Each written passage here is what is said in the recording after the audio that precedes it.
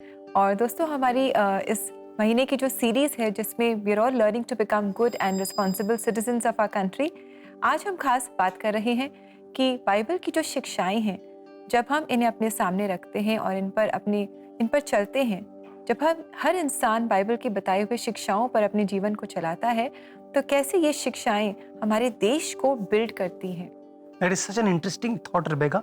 मैं एक बार एक बिल्डर से बात कर रहा था और मैं उससे पूछ रहा था कि अगर इमारत को बहुत ऊंची बनानी है तो क्या जरूरी है, और उन्होंने मुझसे एक बहुत खास बात कही कि जितना ऊपर जाना है उतना नीचे जाना होगा।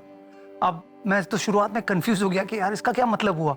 तो उसने कहा कि बुनियाद, जो फाउंडेशन होता है, वो तय करता है कि इमारत कितनी लंबी जाएगी और कितनी मजबूत होगी। और कहीं ना कहीं अगर हम अपने देश को तरक्की के और सफलता के पथ पर देखना चाहते हैं आने वाले भविष्य में, तो ये बहुत जरूरी है कि इसकी बुनियाद वचन के नींव पर रखी जाए। और परमेश्वर का वचन है जो हमें सिखाता है, उसको हमें स्वीकारना है, अमल करना है, तब जाकर के हम एक अच्छा नागरिक बन पाएंगे। दैट इज सो वंडरफुल कि अपने देश को तरक्की की राह पर चलाने के लिए बहुत ज़रूरी है कि हमारे देश की जो नींव है और हमारे अपने जीवन की जो नींव है, वो प्रभु यीशु मसीह के बताए गए वचनों पर हो, बाइबल के वचनों पर स्थापित हो। कई साल पहले की बात है, इंग्लैंड में एक बहुत ही फेमस न्यूज़पेपर है जिनका नाम है द टाइम्स। ये पिछली सदी के बारे में मैं बात कर रहा हूँ आपसे, 19th सेंचुरी में। तो एक बार द टाइम्स ने सोचा कि क्यों ना हम सारे जो इंग्लिश है, जो ये न्यूज़पेपर पढ़ते हैं, जो बड़ी संख्या के लोग थे, उनसे एक सवाल करें कि समाज की सबसे बड़ी जो चैलेंज है, प्रॉब्लम है, वो क्या है। So what is the greatest problem of England, ऐसा उन्होंने सवाल किया और नागरिकों से कहा कि आप हमें बताइए कि हमारे देश की सबसे बड़ी समस्या क्या है। कई सारे खत आए उन्हें। कुछ ने कहा भ्रष्टाचार है, कुछ ने कहा गरीबी है, कुछ ने कहा इलिटरेसी है, अशिक्षित लोग हैं, वगैरह वगैरह वगैरह वगैरह, माफिया है, ये वो।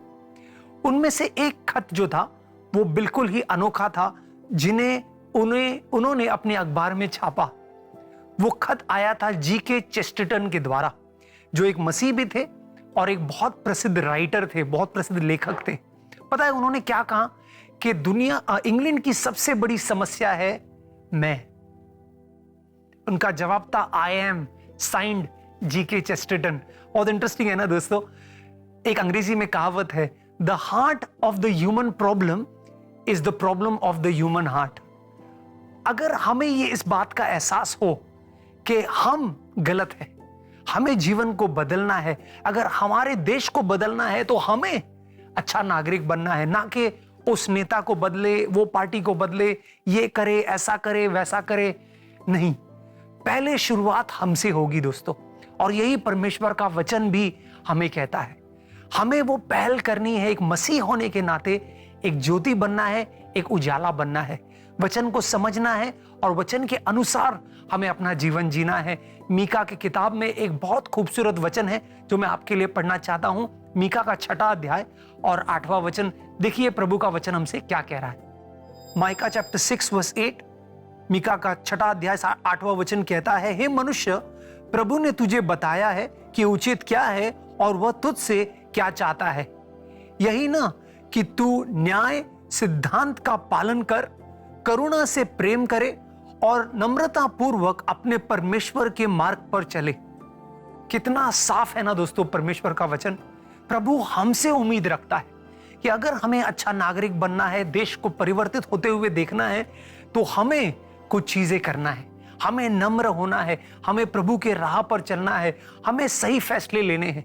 शायद कभी कभी हमारे फैसलों में हमें तकलीफ हो, हमें इंतजार करना पड़े, हमें निराशा सहन करनी पड़े, लेकिन अगर हम इस देश में परिवर्तन देखना चाहते हैं तो शुरुआत हम ही से होगी और उसकी बुनियाद परमेश्वर का वचन होगा। और दोस्तों, अगर आपके पास कुछ प्रेयर मैटर्स हैं जिनके लिए आप प्रार्थना चाहते हैं, if you want to bring your life challenges and your prayer matters to the living Lord, तो आप ऐसा ज़रूर करें।